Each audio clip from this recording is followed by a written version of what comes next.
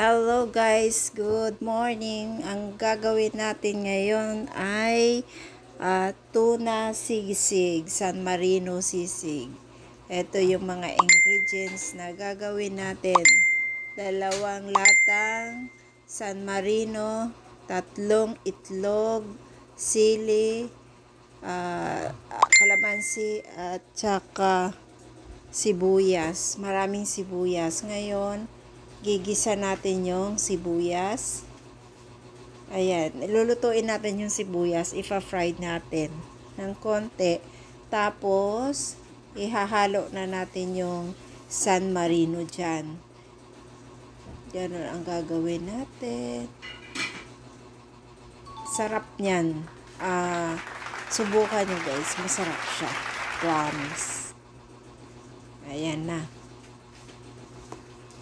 Haluin natin para mag-mix lahat ng sibuyas at saka yung San Marino. Para pantay yung pagka-mix niya. Haluin lang natin hanggat matuyo yung niya, mixture. Tuyong-tuyo siya.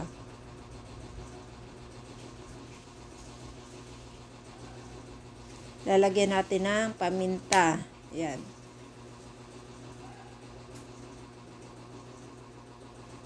Ako hindi ko na nilalagyan ng asin kasi medyo na yung So, add natin yung egg. 3 itlog yan. Ayan, patutuyuin lang natin sila lahat. I-mix natin para maghalo na maigi. So, patutuyuin natin. Ayan. Nung pandemic, ganyan ang ginawa namin kasi marami tayong mga ayuda noon. Kaya ganyan din ang ginawa namin.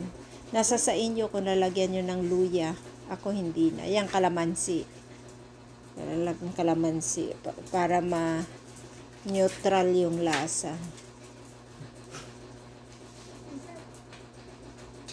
Ayan, halo-halo lang hanggang matuyo-tuyo talaga.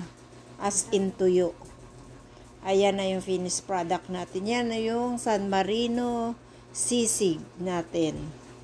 Subukan mo, mapaparami ang kain nyo. Thank you.